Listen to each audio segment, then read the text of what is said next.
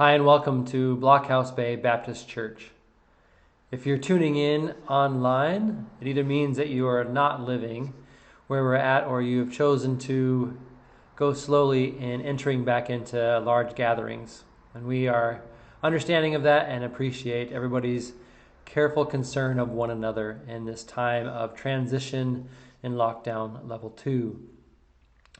As you may well know, we are gathering today at 504 Blockhouse Bay Baptist Road, or 504 Blockhouse Bay Road, and we're glad for you to be with us there or to tune in here.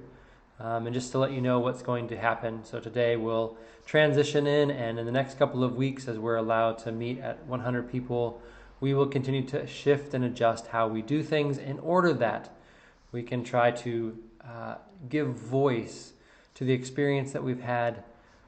Recognize that we're not back to the gathered way that we have been before, and each time that we gather will be different, and coming back in full will be a new kind of normal, and so we want to transition well in that. And so today, on the 31st of May, what our services will look like will be a time to be together with kids and families in the 10 a.m. service, and at the 6:30, not as much geared towards children, but again, time for reflection and sharing. Again, just let us know as we keep going about ways that you can be involved, ways you can be present, or ways that you can be caring for one another. We're grateful for the many ways that as a church community we have watched out for one another and our neighbors and those that we work with, and we're grateful for that. To give you an insight about what we'll do today as we meet together physically, is that in the last, I suppose, couple of months, there's just been this little undercurrent or a thread through some of our comments. It's been a while ago that someone asked the question about when we sing that song, "Come Thou Fount of Every Blessing," there's this line about, I raise my Ebenezer. What does that mean? And so we've played around with that idea, and so in the next couple of Sundays, as we again transition, we will give ourselves an opportunity to talk about that. 1 Samuel is not the only place where we think about setting up a rock. I just want to give you a couple different places to give you some thoughtful reflection to guide us in remembering what God has done, but also for help in knowing ways to go forward in a time of uncertainty. So you may recall Jacob in Genesis 28, who is running from his family. He's cheated his brother out of his birthright and inheritance, and he's on the run. And in that, he stops someplace, grabs a rock for a pillow, lays down to sleep, and has a vision of God coming to him and reminding him that he is a faithful God who will provide for Jacob and his family and help him to have ancestors as many as the sand on the seashore. And when Jacob wakes up, he realizes, this is the God whom I long to serve. And so he takes the stone and he puts it up and he says, I will remember. And if you're going to be faithful to me, God, I will be one who walks on journey with you. And so the stone, the rock, was there to remind him of God's faithfulness to him, of God's revealing himself to Jacob.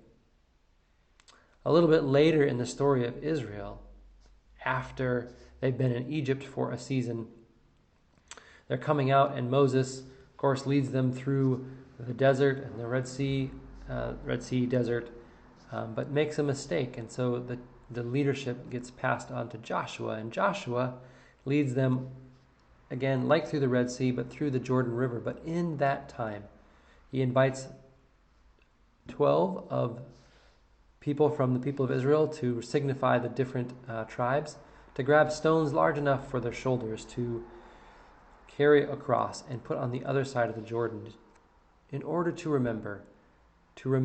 recall that God provided powerfully for the people, and that he brought them out of Egypt, out of slavery, brought them through the desert, and now is putting them in a land. He's providing for them powerfully, and that pile of rocks was meant to remind them of that truth.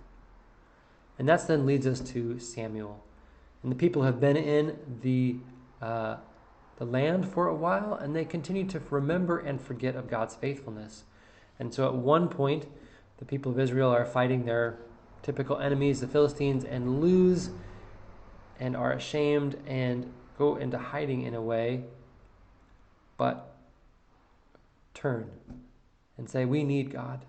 And so repent and ask for forgiveness and seek Samuel to pray for them and to guide them again in the ways of God.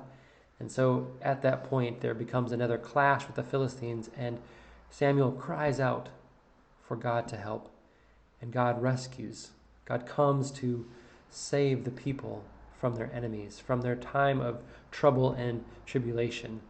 And so Samuel takes a rock. He says, this stone signifies God's help, a stone of help, a stone of refuge. And so he puts it up for people to remember. And so what we're asking for is you to reflect over the last couple of weeks and months. Where has God shown up and revealed himself to you? Where has God demonstrated his provision for you? Where has God come and been a person of rescue for you?